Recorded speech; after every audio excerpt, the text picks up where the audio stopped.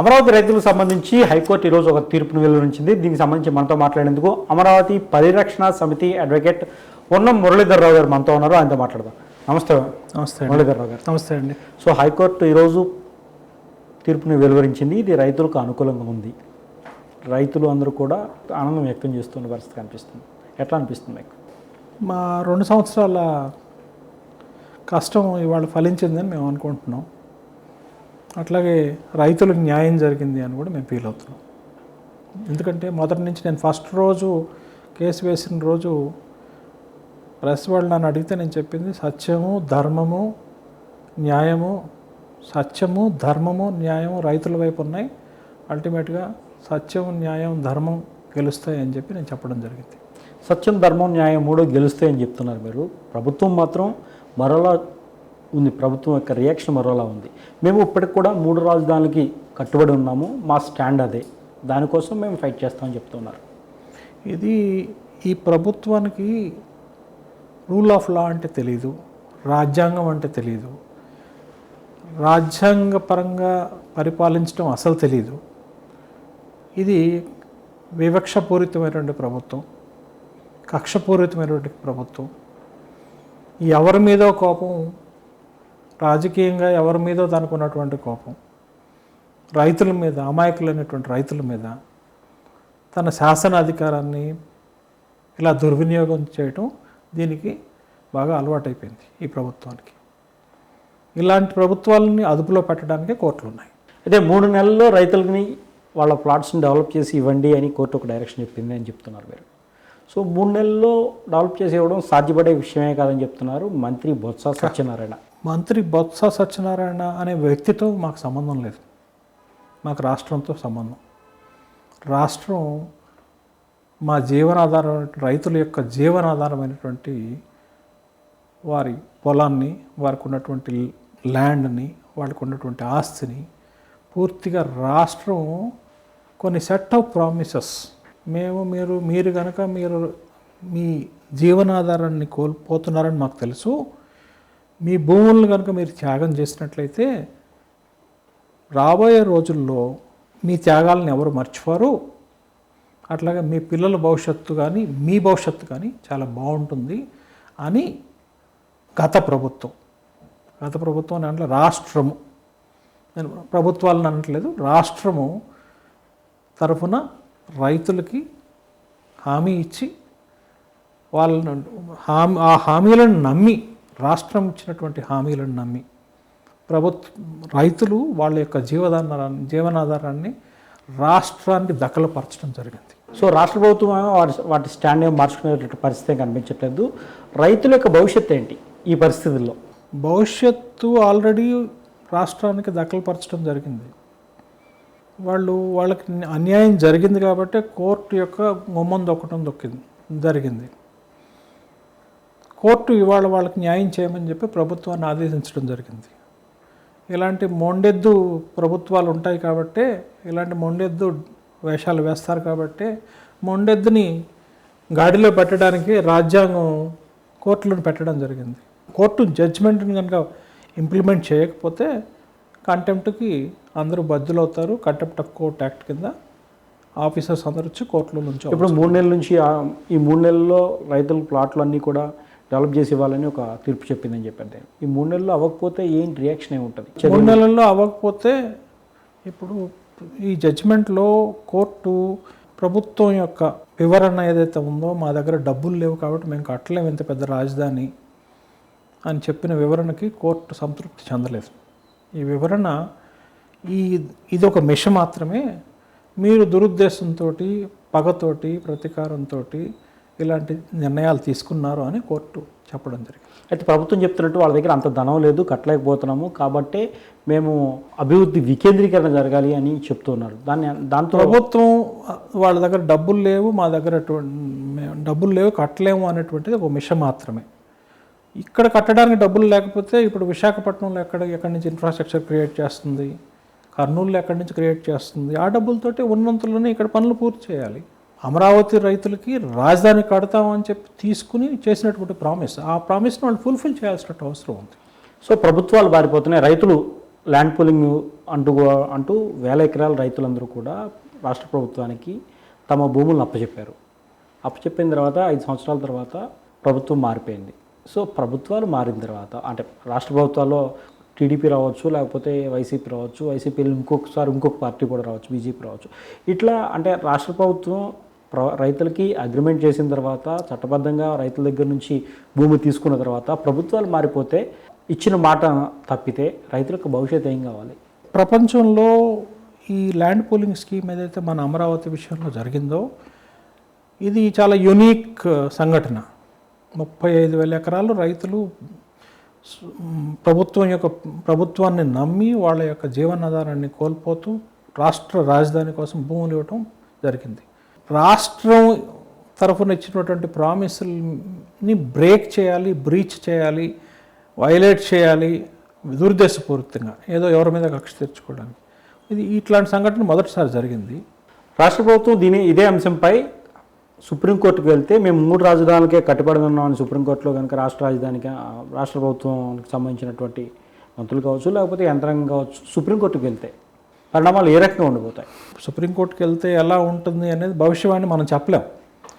కానీ అట్లాగే అప్పీల్కి వెళ్ళేటువంటి హక్కు ప్రభుత్వానికి ఎప్పుడు ఉంటుంది. ఎందుకంటే వాళ్ళకి వ్యతిరేకంగా జడ్జిమెంట్ వచ్చింది కాబట్టి వాళ్ళు అప్పీల్కి ఎవరైనా వెళ్ళే అవకాశం ఉంది. కానీ రైతుల తరఫున లాయర్గా రైతులకు జరిగిన న్యాయాన్ని వాళ్ళ అనుకూలంగా వచ్చినటువంటి జడ్జిమెంట్ని విశ్లేషణ చేసిన తర్వాత ఈ జడ్జిమెంటు చాలా చట్టబద్ధంగా న్యాయంగా ఇవ్వటం జరిగింది. కాబట్టి మేము అనుకుంటుంది ఏంటంటే ఈ జడ్జిమెంట్లో సుప్రీంకోర్టు ఇంటర్ఫియర్ కాదని మేము అనుకుంటున్నాం. రైతుల తరపున మీరు వాదిస్తున్నారు, అప్పీల్కి వెళ్ళినా ఏమీ కాదని మీరు అనుకుంటున్నారు. సో ఈ లోపు ఏదైనా జరిగి రైతులు నష్టపోతే దానికి బాధ్యులే. రైతులు ఆల్రెడీ నష్టపోయారండి. 800 రోజులు పైగా వాళ్ళు పోరాటం చేస్తున్నారు రైతులు, అమరావతి రైతులు. అదేనండి, రైతులు ఈ దిక్కుమాలిన ప్రభుత్వం, కక్షపూరితమైనటువంటి ప్రభుత్వం, రైతుల త్యాగాలను గుర్తించని ప్రభుత్వం, రాష్ట్ర హితం పట్టించుకొని ప్రభుత్వం, ఒక ఉద్యోగం క్రియేట్ చేయని ప్రభుత్వం, ఇట్లాంటి ప్రభుత్వాలకి రైతులు బాధలేం పట్టవు. ఆల్రెడీ వాళ్ళు వీధిని పడి ఉన్నారు. న్యాయం కోసం ఇంకా వేరే దిక్కు లేక కోర్టుకు వెళ్ళారు. న్యాయం కోసం కోర్టుకు వెళ్ళి న్యాయాన్ని గెలిపించుకున్నారు ఇవాళ. దీన్ని కూడా మేము ఇంప్లిమెంట్ చేయము అని అంటే కంటెంప్ట్ ఆఫ్ కోర్ట్ ఉంది. దాని ద్వారా వాళ్ళ న్యాయం ఎలా వాళ్ళకి అమలు పరచుకోవాలో వాళ్ళ తిప్పలు వాళ్ళు పడతారు. ఆ పరిస్థితుల్లో నెక్స్ట్ స్టెప్పే ఉంటుంది మీ కేసుకు సంబంధించి. వాళ్ళు అప్పీల్ వేస్తే మేము ఎదుర్కొంటాం, మేము దాన్ని డిఫెండ్ చేసుకుంటాం, మా జడ్జిమెంట్ని మేము డిఫెండ్ చేసుకుంటాం, తప్పనిసరిగా డిఫెండ్ చేసుకుంటాం. ఈ తీర్పు వచ్చింది కదా, ఈ తీర్పు రావడానికి ఏ అంశాలు దోహదపడి మీ వాదనలో? మేము మొదటి నుంచి చెప్తుంది ఏంటంటే రాజధాని అంశం అనేది జగన్మోహన్ రెడ్డి గారు ఫ్లోర్ ఆఫ్ ది హౌస్లో క్యాపిటల్ అనేది రాజ్యాంగంలో ఎక్కడా నిర్వచించబడలేదు అని చెప్పడం జరిగింది. నిర్వచించినటువంటి క్యాపిటల్ని ఆంధ్రప్రదేశ్కి క్యాపిటల్ అవసరమైనప్పుడు ఒక క్యాపిటల్ని ఏర్పాటు చేసుకునేటప్పుడు శివరామకృష్ణన్ కమిటీని అపాయింట్ చేయడం జరిగింది. శివరామకృష్ణన్ కమిటీ కూడా సెంట్రాలిటీలో 30,000 ఎకరాలు కనుక ఒక దగ్గర ఉండి మధ్యలో ఎవరు లేకుండా ఉంటే కనుక రాష్ట్రానికి మధ్యలో అట్లాంటి రాజధాని ఏర్పాటు చేసినట్లయితే చాలా బాగుంటుంది అని చెప్పడం జరిగింది. ఈ అంశాలన్నింటినీ దృష్టిలో పెట్టుకొని మేమేం చేస్తామంటే రాజధానిని ఇక్కడ పెడతాము అన్నప్పుడు రైతులు వాలంటరీగా ల్యాండ్ పూలింగ్ స్కీమ్కి ల్యాండ్ ఇచ్చారు. వాళ్ళకు కొన్ని ప్రామిసెస్ చేయడం జరిగింది. ఆ ప్రామిసెస్ని వైలేట్ చేసేటువంటి అధికారం మారిన ప్రభుత్వానికి లేదు. దానికి కట్టుబడే ఉండాలి అనేది ఫస్ట్ మేము చేసినటువంటి arguments. First one of the main argument. Okay, వాళ్ళు ప్రతిసారి దీన్ని వైలేట్ చేయడానికి లేదు, లేకపోతే ఎప్పుడు కూడా ఒకసారి ఇచ్చిన ప్రామిస్ని వైలేట్ చేయడానికి లేదనేది one of the important point. దాన్ని కోర్టు చాలా కూలంకషంగా చర్చించి ప్రభుత్వానికి మాట తప్పటం కానీ వెనక్కి మరలటం కానీ రైతులకు మోసం చేయడం కానీ వీలుందా, వాళ్ళని అట్లా రైతులు వాళ్ళ జీవనాధారం ఇచ్చిన వాళ్ళని అట్లా గాలికి వదిలేయచ్చా అనేటువంటి చర్చ చేసి లేదు రైతులకు ఇచ్చిన మాట కట్టుబడి ఉండాల్సిందే అని ఒక ఇంపార్టెంట్ పాయింట్. సో ఇంకా అంటే వీళ్ళు కనుక అమలు పరచకపోతే, వీళ్ళు కనుక ఇప్పుడు రైతులకి కనుక న్యాయం జరగకపోతే, సో నెక్స్ట్ స్టెప్ ఏముంటుంది ఫైనల్గా మీది? మేము కంటెంప్ట్ ఆఫ్ కోర్ట్ వేస్తాం. ప్రభుత్వాన్ని కంటెంప్ట్ వేసి జడ్జిమెంట్లో ఉన్నటువంటి అంశాలన్నింటినీ అమలు పరచమని అడుగుతాం. సపోజ్ వాళ్ళు సుప్రీంకోర్టుకు వెళ్ళారే అనుకోండి, మేము మూడు రాజధానికి వెళ్ళారనుకోండి, మీ తదుపరి కార్యాచరణ ప్రణాళిక ఏంటి? మేము అప్పీల్కి వెళ్తే మేము మా జడ్జిమెంట్ని డిఫెండ్ చేసుకోవాల్సిన అవసరం మాకుంది. మేము డిఫెండ్ చేసుకుంటాం అంతవరకే. అక్కడ ఏమవుతుంది, ఏమి జరుగుతుంది అనేది మన చేతుల్లో ఇమ్మెటీరియల్.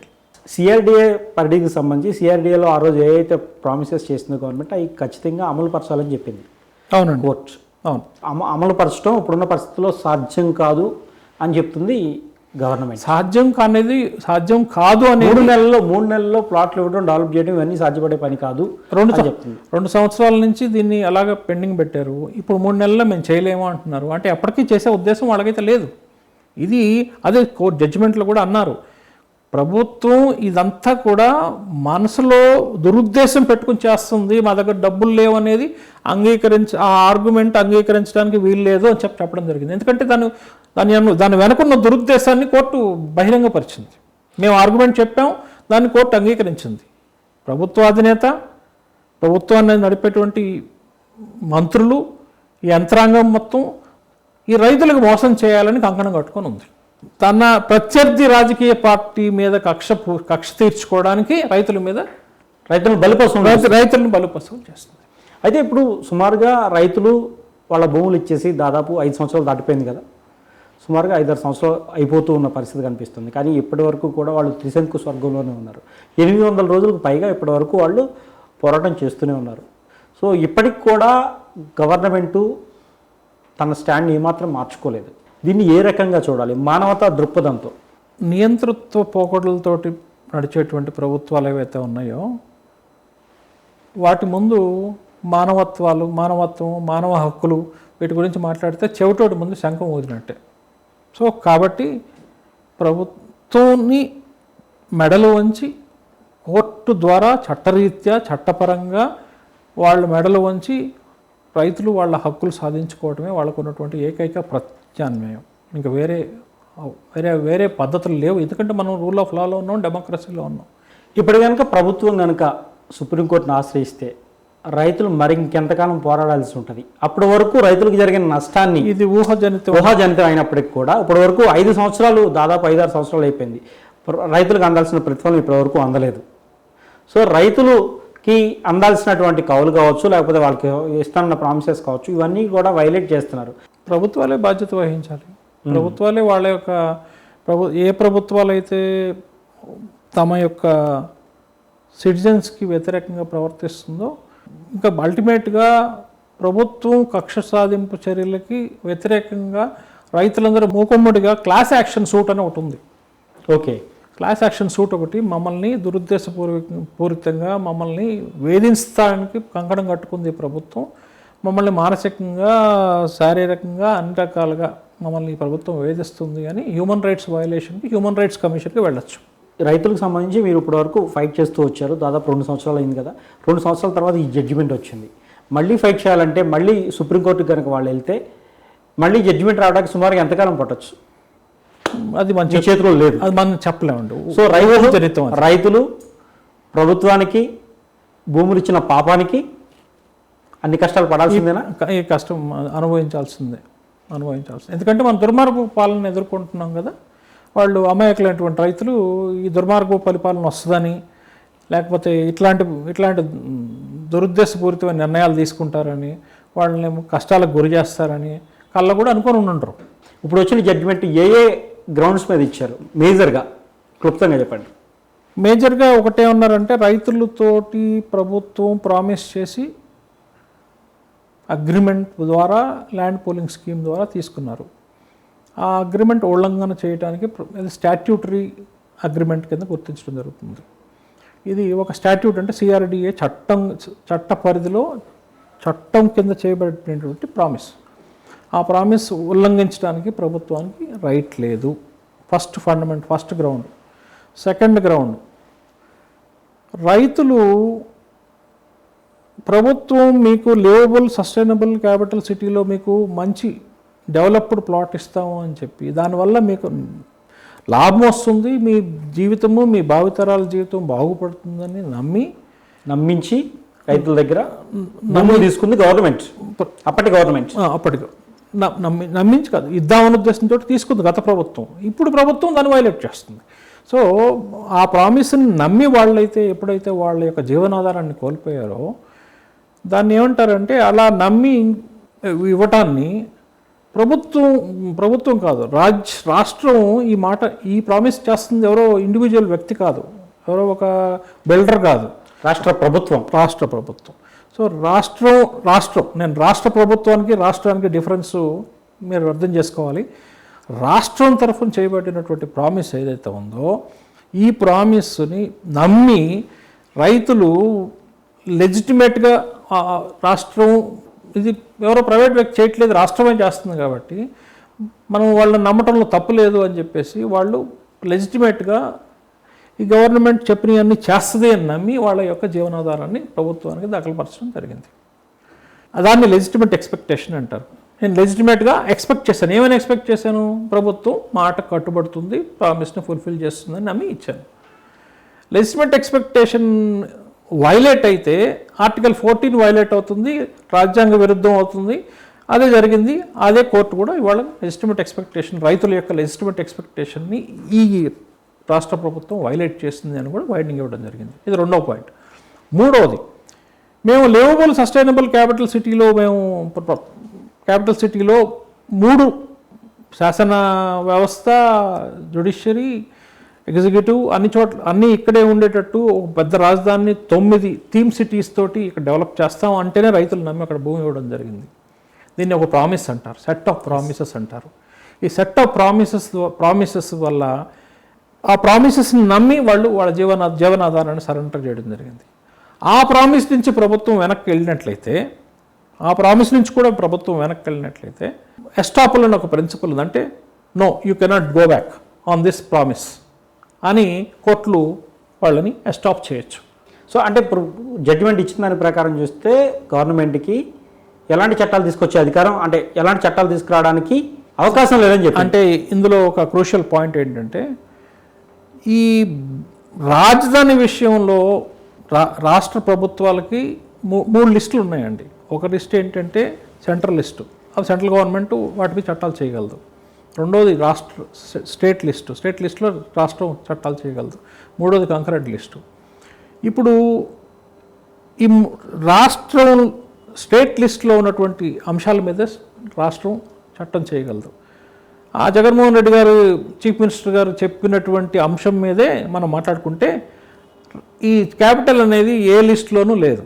ఏ లిస్టులోనూ లేకపోతే అది ఆర్టికల్ 4 జడ్జిమెంట్లో ఏం చెప్పడం జరిగిందంటే, ఆర్టికల్ 4 అనేది 3 ప్రకారం ఏదైనా ఒక రాష్ట్రాన్ని విభజించవచ్చు, కొత్త రాష్ట్రాన్ని క్రియేట్ చేయొచ్చు, సరిహద్దులు మార్చచ్చు. ఇవన్నీ అధికారం పార్లమెంట్కి దఖలుపరచడం జరిగింది. అట్లాగే కొత్త రాష్ట్రం ఏర్పాటు చేసేటప్పుడు కానీ, రాష్ట్రాన్ని విభజించేటప్పుడు కానీ ఆర్టికల్ 4 ప్రకారము దానికి సంబంధించినటువంటి అనుబంధమైనటువంటి యాన్సిలరీ అండ్ సప్లిమెంటల్ యాక్టివిటీస్ ఏవైనా చేసే అధికారం కూడా పార్లమెంట్కే ఉంది. ఈ జడ్జిమెంట్లో చెప్పబడింది ఏంటంటే, ఏపీ రీఆర్గనైజేషన్ యాక్ట్ 2014 ప్రకారము తెలంగాణ గవర్నమెంట్కి హైదరాబాద్ రాజధాని అని కేంద్ర ప్రభుత్వమే నిర్ణయించింది. అట్లాగే ఆంధ్రప్రదేశ్కి ఒక సపరేట్ క్యాపిటల్ ఉంటుంది అని చెప్పింది, క్యాపిటల్ ఉంటుంది అని చెప్పింది. ఆ క్యాపిటల్కి శివరామకృష్ణ కమిటీని కూడా వేస్తుంది. సెక్షన్ 94 సబ్సెక్షన్ 3, 94 సబ్సెక్షన్ 4 కింద ఆర్థిక సహాయం ఇస్తాము, డబ్బులు కూడా మేము ప్రొవైడ్ చేస్తామని వాళ్ళు చెప్పడం జరిగింది. సో ఆ సందర్భంగా ఆర్టికల్ 258ని అనుసరించి కొన్నిసార్లు వన్ టైం ఎక్సైజ్ కింద కేంద్ర ప్రభుత్వానికి దఖలుపడినటువంటి శాసనాధికారాన్ని రాష్ట్ర ప్రభుత్వాలకి బదిలీ చేయొచ్చు, డెలిగేట్ చేయొచ్చు. ఆ 258 కింద ఈ పర్టికులర్ పెక్యులియర్ సర్కమ్స్టాన్సెస్లో, అంటే ఇట్లాంటివి ఎక్కువసారి జరగలేదు కదా, గ్రే ఏరియా ఇది, గ్రే ఏరియా కాబట్టి దాన్ని 258 కింద రాష్ట్ర ప్రభుత్వానికి కేంద్ర ప్రభుత్వం ఈ విషయం మీద నీ రాజధాని చట్టం చేసుకో అనేటువంటి పవర్ ఇచ్చింది. దాని కింద ఏపీసీఆర్డీ చట్టం చేయడం జరిగింది. దాని ద్వారా అమరావతి క్యాపిటల్ సిటీ ఏర్పడింది. దాన్ని గవర్నమెంట్ ఆఫ్ ఇండియా నోటిఫికేషన్లో నోటిఫై చేయడం జరిగింది. కేంద్ర ప్రభుత్వం 1600 కోట్ల డబ్బులు ఇవ్వడం జరిగింది. మొత్తం 16,000 కోట్లు ఖర్చు పెట్టారు. మొత్తం 42,500 కోట్లు కాంట్రాక్టులు సైన్ చేయడం జరిగింది. ఇంత డబ్బు ఖర్చు పెట్టిన తర్వాత, కేంద్ర ప్రభుత్వం ఇన్ని డబ్బులు ఇచ్చిన తర్వాత వీటినన్నిటినీ విస్మరించి రూల్ ఆఫ్ లా వైలేట్ చేసి అట్లాగే దురుద్దేశపూరితంగా ఈ క్యాపిటల్ని వెనక్కి తీసుకుపోవటం అనేది కుదరదు. కాబట్టి ఇది ఒకసారి ఎక్సర్సైజ్ చేయడమే కుదురుతుంది.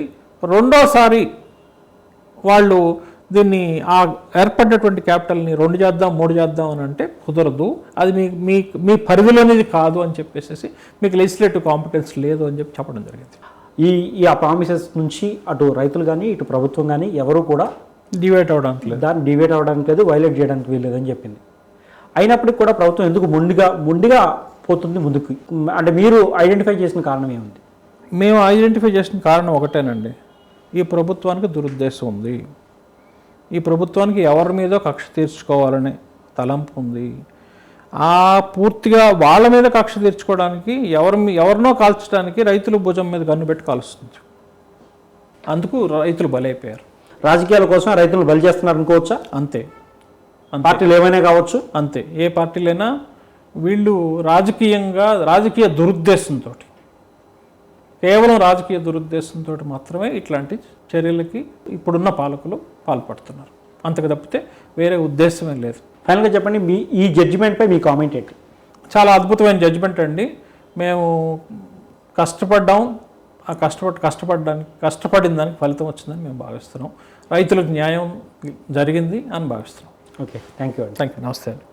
రైతుల్ని రాజకీయ దురుద్దేశంతోనే రైతుల్ని బలిపశువులు చేశారని ఇప్పటివరకు కూడా 2 సంవత్సరాల పైగా ఈ కేసులో తాము వాదించామని, సత్యం ధర్మం న్యాయం తమ వైపే నిలిచినాయని, అలాగే ఇది కాకుండా 3 రాజధానులకు మాత్రమే కట్టుబడి ఉంటామని ఇప్పుడున్న ప్రభుత్వం కనుక సుప్రీంకోర్టును ఆశ్రయించినా కూడా సత్యం ధర్మం న్యాయం రైతుల పక్షాన ఉందని, రైతులే తుది విజయం రైతులదని అంటున్నారు అడ్వకేట్ ఉన్నం మురళీధర్ రావు. ఇలాంటి మరిన్ని వీడియోలు కావాలనుకుంటున్నారా? అయితే సబ్స్క్రైబ్ చేసి పక్కనే ఉన్న బెల్ సింబల్ను క్లిక్ చేయండి.